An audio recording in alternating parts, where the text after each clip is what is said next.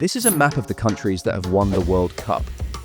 These 8 countries all have one thing in common: a stable domestic league system with upward mobility. Well, almost all of them, because like in most things, Argentina is an outlier. Despite the tumultuous nature of their league, their national team has managed to hold on to the top spot of the FIFA World Rankings for the past 2 years. Oh, and they won a few trophies during that time as well. So how did they do it? How does Argentina manage to stay so good internationally when their league is so chaotic? To understand how Argentina's domestic football league operates, you first need to set aside any expectations of simplicity. The league system is a labyrinth of ever-changing formats, political maneuvering, and logistical challenges that reflect the broader complexities of Argentine society. And now, with the 2025 restructuring of the Primera División, the chaos has reached new heights. The latest transformation is centered around an expansion to 30 teams in the top division, a return to a format that was previously attempted and abandoned. This cyclical experimentation is emblematic of Argentinian football's organizational history, where bold reforms are often introduced with great fanfare only to collapse under their own weight. The 2025 changes are no different, introducing a structure so intricate it feels like a puzzle designed to confuse even the most die-hard fans. The season is now split into 2 tournaments, the Apertura and Clausura. While this split-season format is not new to Argentina, the 2025 iteration takes complexity to another level. The 30 teams are divided into 2 groups of 15. Teams play matches within their own group, but also face opponents from the other group, creating an elaborate web of fixtures that seems almost impossible to follow. The result is a schedule that challenges traditional ideas of competitive balance and leaves fans scratching their heads trying to figure out who's actually on top. But if the tournament structure sounds complicated, wait until you hear about relegation.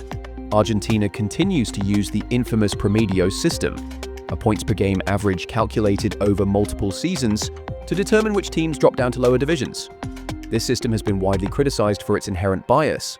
Larger clubs with historically strong performances are often shielded from relegation, while smaller clubs can suffer disproportionately even after a good season. For example, a newly promoted team might perform well in one year but still be relegated due to poor results in previous seasons or because they lack the historical buffer that bigger clubs enjoy. The decision to expand the league and retain promedios isn't just about football, it's deeply political. In Argentine football, league spots are often used as bargaining chips in power struggles between clubs, regional associations, and the Argentine Football Association. The current expansion appears less about sporting merit and more about appeasing various factions within this complex web of football politics. This constant tinkering with league formats has created an environment where long-term planning is nearly impossible for clubs. Imagine trying to build a sustainable business model or develop young talent when you don't even know what division you'll be playing in next season, or what format that division will use. Clubs are forced into short-term thinking, prioritizing immediate survival over strategic growth. This instability trickles down into every aspect of Argentine football, from youth academies to financial planning. The logistical challenges of this new format only add to the chaos. Argentina is a vast country, and smaller clubs often struggle with the costs of traveling long distances for matches. Expanding the league means more games and more travel, which places an even greater financial burden on these already cash-strapped teams. And then there's the issue of infrastructure. Many stadiums in Argentina barely meet basic safety standards, let alone accommodate an expanded calendar of fixtures. The 2025 restructuring of the Primera División may seem like a logistical nightmare on its own, but it's just one layer of a much larger, messier story. In Argentina, football and politics are inseparable. Club presidents often treat their positions as stepping stones to political power, using clubs as personal fiefdoms rather than focusing on their role as sporting institutions. The Argentine Football Association itself has become a political battleground, where allegiances and backroom deals often outweigh sporting considerations. Decisions about league formats, relegation systems, and disciplinary actions are frequently influenced by political motives rather than what's best for the game. The financial disparity between Argentine clubs and their European counterparts is staggering.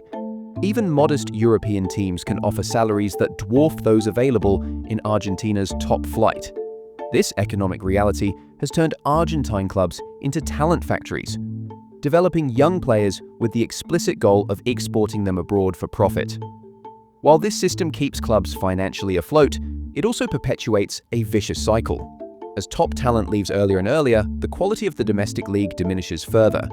If political interference and economic instability weren't enough, Argentine football also contends with the insidious influence of barras bravas. These organized supporter groups operate more like quasi-mafias, controlling parking concessions, ticket resale markets, and even wielding influence in club elections and player transfers. The physical state of Argentine football is a glaring reflection of its systemic issues. Many stadiums fail to meet basic safety standards, and training facilities are often in disrepair.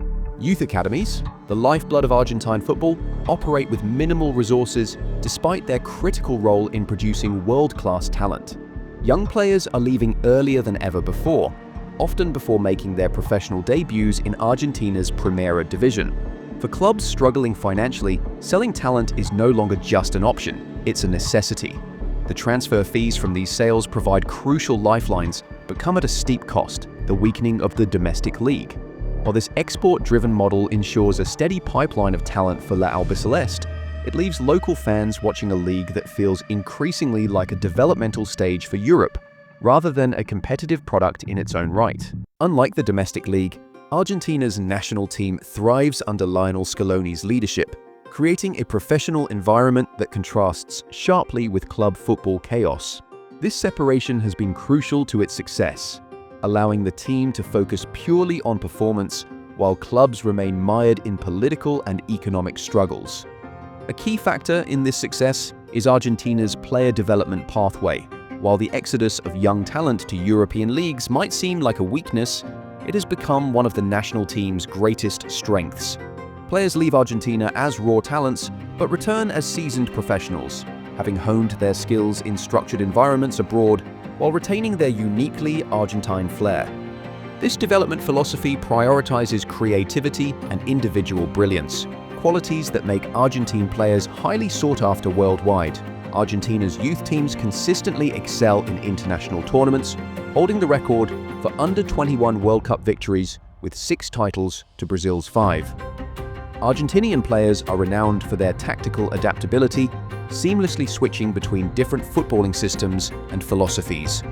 The country has also produced Marcelo Bielsa, whose high-pressing, possession-based attacking philosophy has become the blueprint for many of today's managers.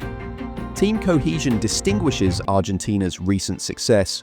Unlike many national teams struggling to unite players scattered across different leagues, Argentina has turned this dispersal into an advantage. Players view national team duty as a homecoming, a chance to reconnect with their roots. The shared experience of leaving home young and succeeding abroad creates a unique bond among teammates that transcends club allegiances.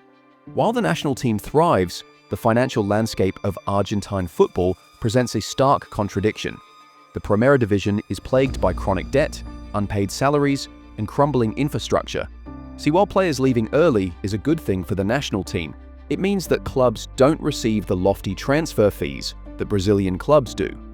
While Vini Jr., Neymar, and Endrick all sold for north of 50 million euros, the most expensive transfer from the Primera División was Enzo Fernandez, who was acquired by Benfica from River Plate for 44 million euros, before being sold to Chelsea for 120 million euros just 6 months later.